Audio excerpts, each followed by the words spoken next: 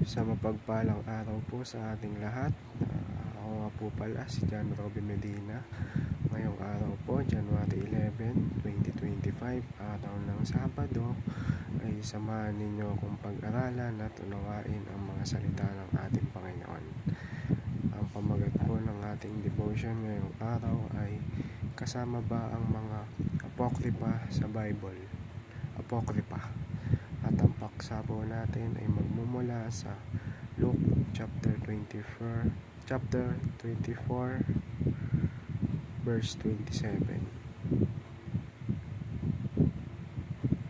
Sinasabi po rito,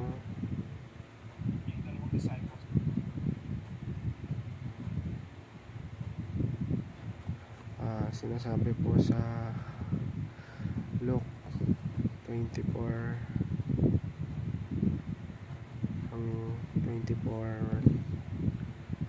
verse 27 ay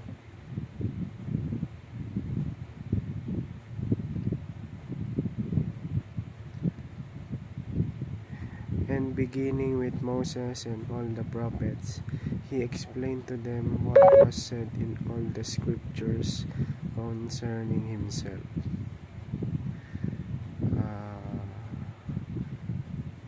At mapunta naman po tayo sa ating katuruan. Unang-una, authenticated by Jesus and the apostles. Sa ikalawa, authored by the apostles and associates. At sa ikatlo, accepted by the universal church. At para naman po sa ating applications, engage in healthy dialogue over this topic, build our faith on Jesus and the apostles. At sa ikatlo, ikauli, examine all authorities and beliefs using the Bible.